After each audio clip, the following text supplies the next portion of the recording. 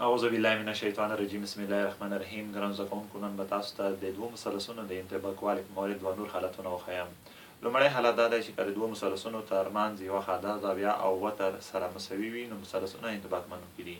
دوهم حالت دا دی چې که د دوو مثلثونو ترمنځ یوه قایمه زوله او وتر سره مساوي وي نو مثلثونه بیا هم انطباق منونکي دي.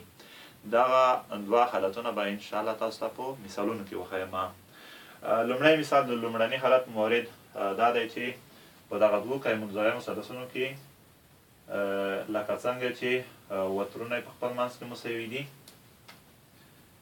ای زبر سی زبر مساوي دی ای سی سره. دغه دواړه د مثلثونو وترونه دي 15 سانتي متره 15 سانتي متره، او همدا شانې خاده زاویې هم سره مساوي دي. سی زبر زاویه مساوي دی سی زاویې سره. نو ویلی شو د دغه دوو خبرو په پام سره چې ای بی سی قایم الزاویه مثلث انطباق منونکی دی د ای زبر بی زبر سی زبر قایم الزاویه مثلث سره.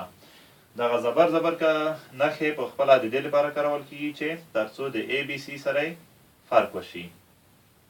ښه، د لومړني حالت مورد یو بل مثال هم لرو. د دې لپاره دلته د یوې زاویې څخه ګټه اخلو. لومړی دلته ناصف الزاویه رسم کوو. ناصف الزاویه تاسو پیژنئ چې هغه خط ته وایي چې یوه زاویه په منځ وویشي. د دې څخه وروسته د ناصف الزاویه د یوې نقطې څخه د زاویې په دواړو زولو باندې قایم خطونه رسم کوو. دغسې په ښکتنۍ زوله باندې هم داسې قایم خط رسم کوو. دلته لیدل کېږي چې د دې په ترسیم سره دوه مثلثونه رامنځته شول. دې ته نومونه ورکوو راسونو ته یې. په دغه دوو مثلثونو کې لومړی خبره دا ده چې دغه دوه زاویې په خپل منځ کې مساوي دي، ځکه چې د ناصف الزاویه پر اساس مساوي ویش شوي وي. نو لیکلی شم چې د یو زاویه مساوي دی د دوه زاویې سره ده. دوهمه خبره ده چې د بی ډي خط د دواړو مثلثونو مشترکه زوله هم ده او د دواړو مثلثونو وتر هم دی.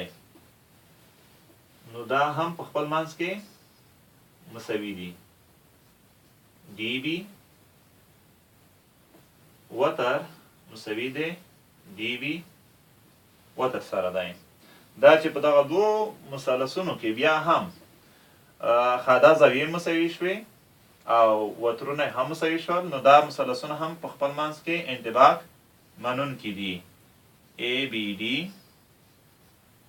بی ډي انطباق منونکی دی. ښه، دې طرف ته به یې ولیکو، دې طرف ته ځای کم دی. د بی سی ډي مثلث سره بی سی ډي مثلث سره.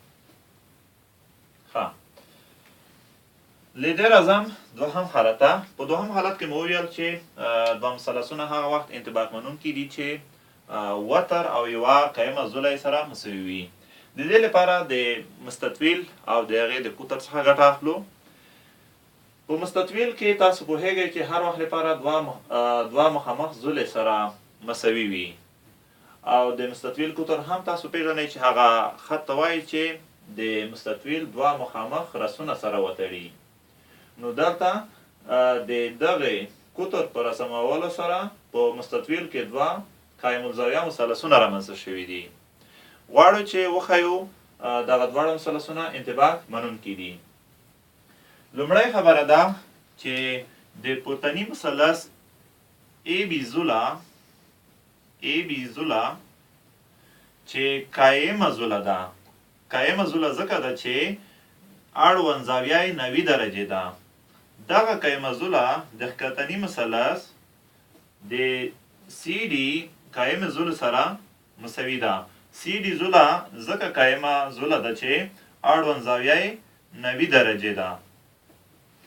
د دې ترڅنګ د سی ډي خط البته د سی بي خط د دواړو مثلثونو وتر دی، نو ویلی شو چې وترونه هم په خپل منځ کې مساوي دي، یعنی سی بی مساوي دی سی بی سره. او د دې ترڅنګ یوه اضافي خبره دا هم ورزیاتولی شو چې په دواړو مثلثونو کې یوه زاویه هم مساوي ده، یعنی د A زاویه مساوي دی D زاویې سره ده، ځکه دواړه 90 درجې دي. نو د دغه دریو خبرو په پام سره ویلی شو چې د A B C مثلث انطباق منونکی دی B C D مثلث سره.